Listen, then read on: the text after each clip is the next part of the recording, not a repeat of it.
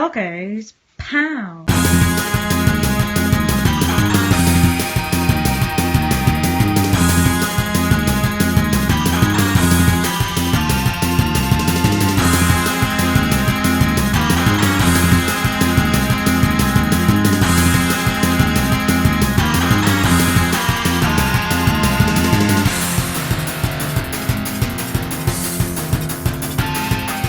So let's look at another 4 arcade games in this latest volume of Arcade Obscura. Let's see what they are. Right, so this is Last Duel from Capcom. A game very similar in some ways to LED Storm, which I covered a few weeks ago. Put me in the mind of playing this after thinking about LED Storm for a bit, and they were both converted to, well, at least the Amiga and the other home computers around about the same time as each other. So get in your snazzy tri-bike. It's a Sinclair C5 for the 22nd century. And off we go. And this is very LED Storm. But whereas LED Storm is more of a racing game, this is more of a shoot 'em up. You do control your speed.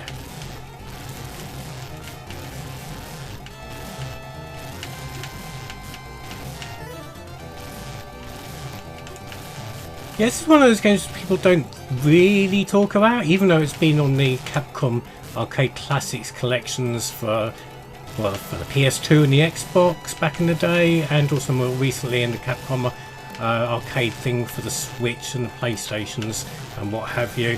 But people just pass it by. People don't remember it. Some people don't remember the conversion, but not necessarily the arcade version. I never saw the arcade version anywhere. Didn't actually play it till MAME, and I was very curious to try it because I'd played the Amiga version so much. The Amiga version was done by Teartex of all people, but I still remember having quite a long good old play on that.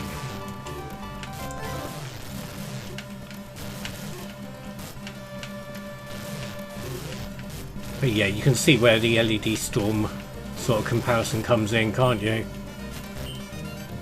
Very, very similar graphically and stylistically.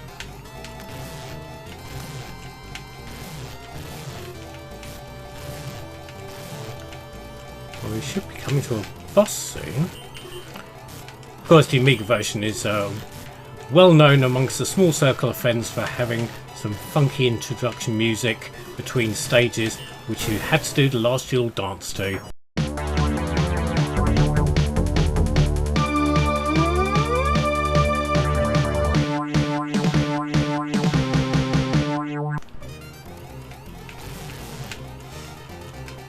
Yeah, here we go, boss time, and I've hardly got any weapons. It's this crazy head thing. 3-headed highway snake. Is that a nickname for your mum? I don't know. I don't think it even works, does it?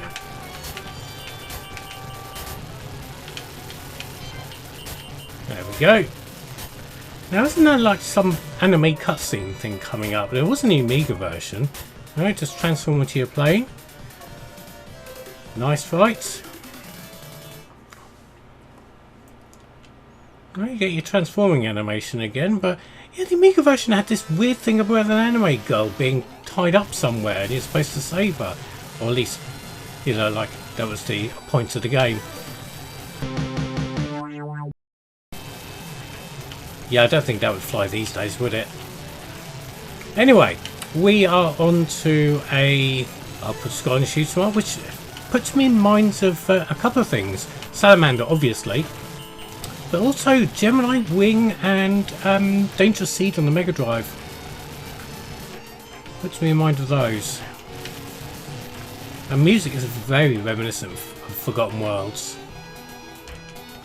Oh, you've got like a magical sparkly shield thing instead of jump, because you can't jump when you're in a plane because, well, that's not a thing that happens, is it? But you can do a zingy sparky magical thing, which, oh, came in clutch there when I was collecting that power up. Right, lack of weapons again. I bet you we're coming to a boss. Well, there's a weapon shit there, but... Oh, and a laser now. I think I would have preferred the three-way. Ah, crap. The controls on the spaceship are a little stodgy. Oh look, there's a speed up, just when I could have done with it earlier. Oh, I remember this. You've just got to avoid it. I don't think you can actually destroy it. Just to avoid all this absolute shit that's coming out of it. So, oh! I'm going to avoid it by flying around the top of it, and it eventually flies off the bottom of the screen. There's tentacle things to shoot. No, you can't. Don't hurt yourself by hitting the scenery in this, which is quite handy.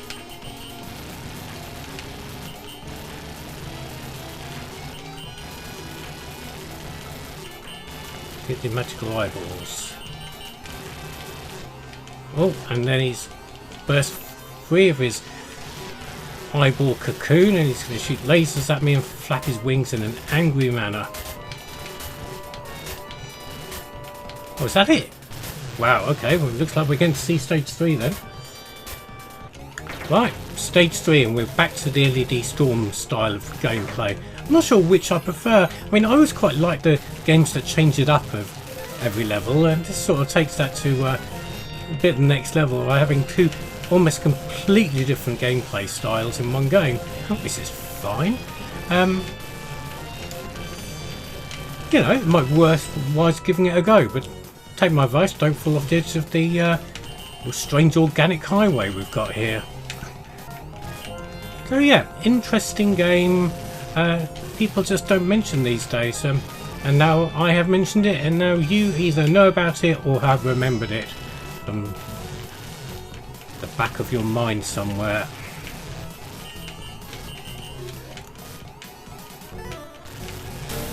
Anyway, yeah, okay.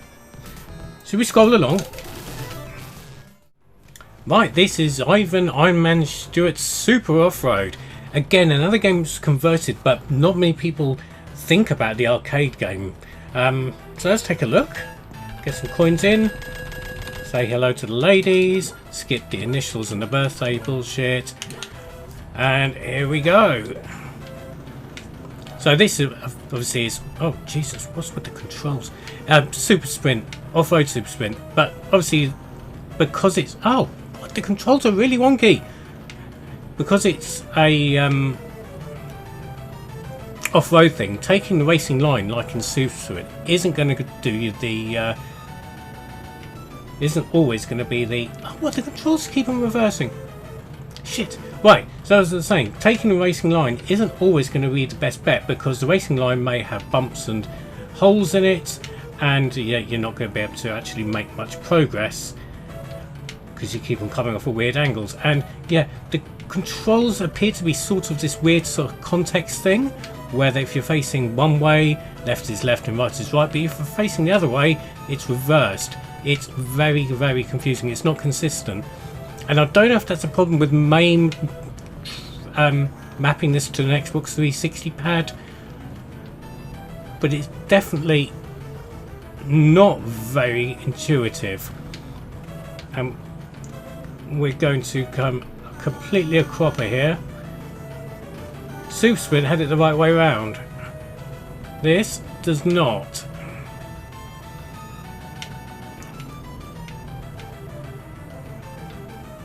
The home versions were very, very well received. They were programmed by Graft Gold, who obviously were a bit of a legend at the time.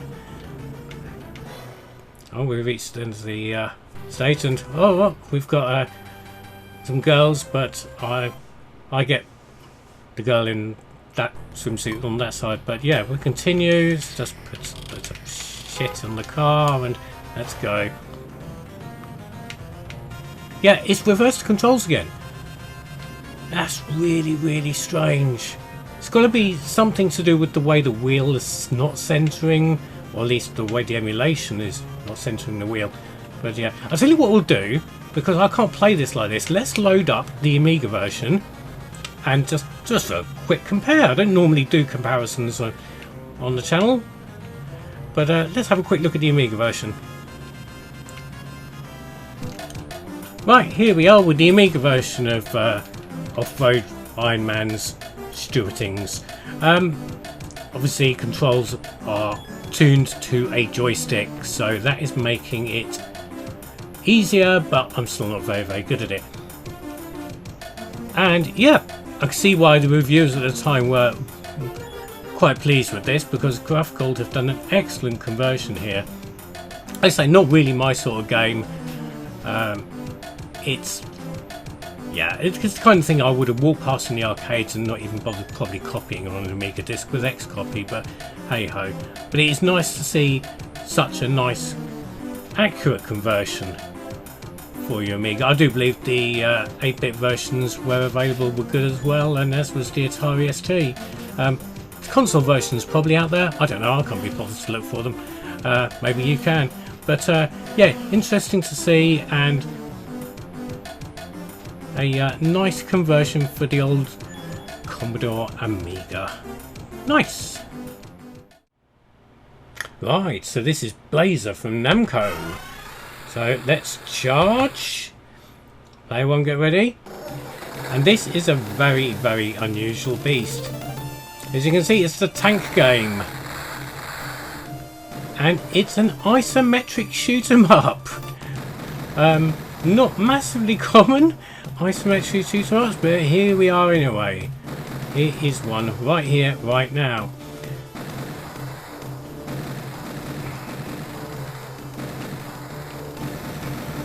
Oh, helicopters, that means I've got some anti-air weaponry. No one ever talks about this. This has been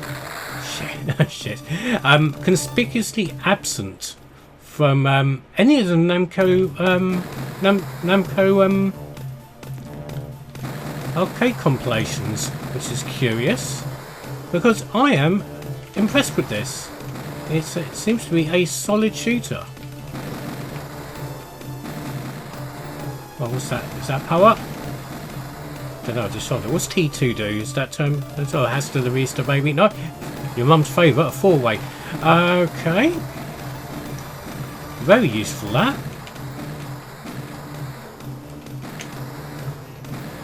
Multi-directional shot, and very good.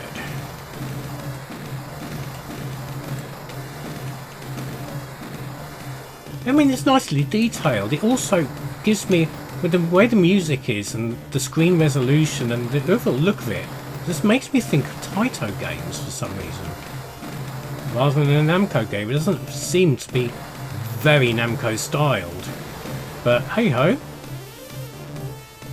it's fine. Oh, it's a gate. It's at the end of the stage. No, we're still continuing. Lots of flaming tanks turning up. Oh, mortars. Oh, it's some more oil there. I'm presuming that's to top my fuel up. It doesn't seem to have done much. With the fuel more of a time gauge? I think it is. Oh, there's a helicopter there. We have to stop at the helicopter, don't we? Okay. Stop there. Oh, play the national anthem. Right, that feels weird. It's got a strange sort of inertia to it that makes me think I'm playing Zaxxon to a point, but there's no altitude control like Zaxxon. It just feels really unusual, but a welcome distraction. A nice bit of rotary fun. I've just got a extra life, I think, somehow. I've got a little pinging sound, so that's nice. Oh, and our little helicopter diversion is well and truly over. Back to the tank, and we've got a full tank of gas, so let's go and go up this slope. So a little bit of a gradient to the level here as well, so that's interesting. Right, where are we going to go now? This reminds me of, or at least in styling, Firepower on the Amiga. We're getting a lot of Amiga games and shoehorned into this episode for some reason, not intentionally. But yeah, Firepower on the Amiga, which was the predecessor to Return Fire. But they're with the same sort of capture the flag gameplay or capture the base gameplay. It's an interesting game in its own to look at some point. Really good 2 players. Damn. Are we dead? We get to continue. Yep, we continue.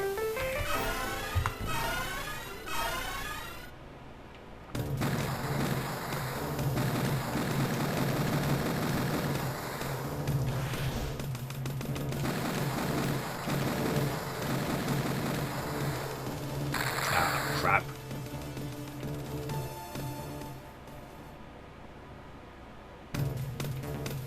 Luckily when you spawn back you don't get the enemies don't respawn, so that's handy. Oh, we've got a howitzer sort of thing here,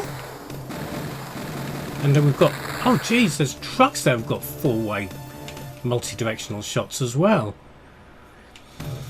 Wow, okay, but we've kept the howitzer. I'm guessing that's for extreme damagings. And the planes are starting to carpet bomb us now.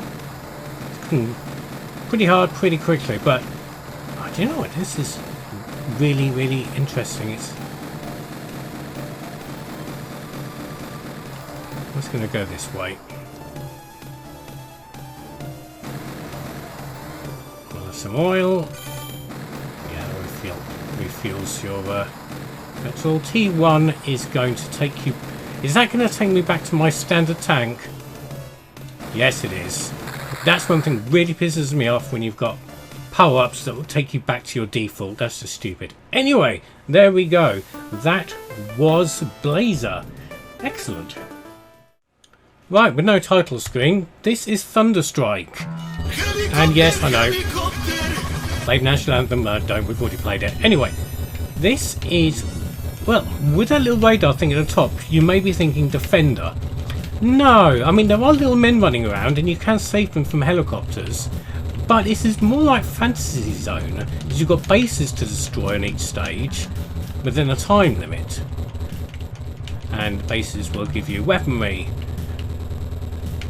And I've shot those little men. I don't think I was supposed to save them. But if you shoot down the twin rotor Chinook style helicopters, they drop parachutes, which you can then rescue the guys in the parachutes for a points bonus by the looks of things. And I've got a shitload of homing missiles after me. And a decent amount of shootings. Look, there's a little rescue guy.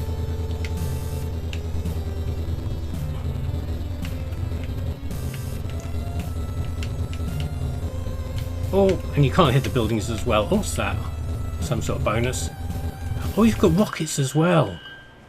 Okay, it's a nice sunset stage.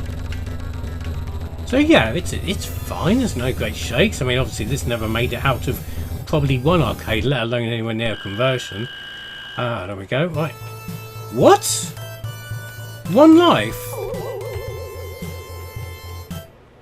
Yes, I will continue, please. Wow.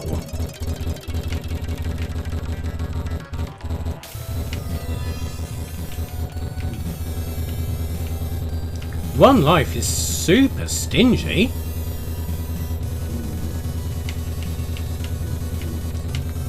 Oh shit, there was a lot of gun turrets on that ship. Right, yes, we'll continue. Oh, what? Spawned me right in the middle of a bunch of helicopters and an intercontinental ballistic missile. Oh, right.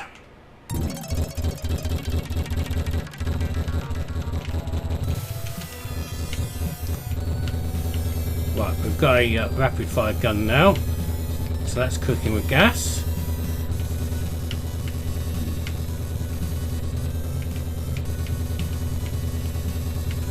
And these are...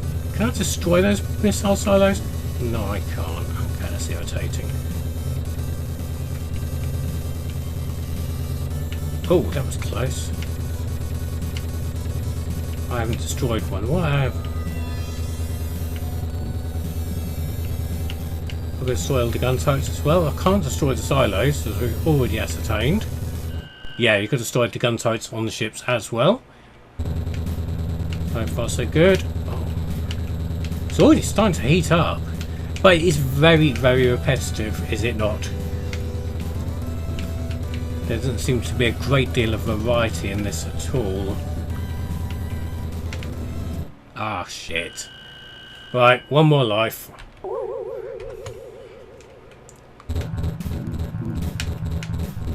Don't know what year this was made, but it is very, very basic, isn't it? Oh crap, and also a bit unfair, but yeah, there you go. There is Thunderstrike. It's definitely a game. So there we go, 4 more arcade games from the past. What did you think of them? What did you think of the Amiga versions of them where applicable? Comment below. Yeah, subscribe or naff off.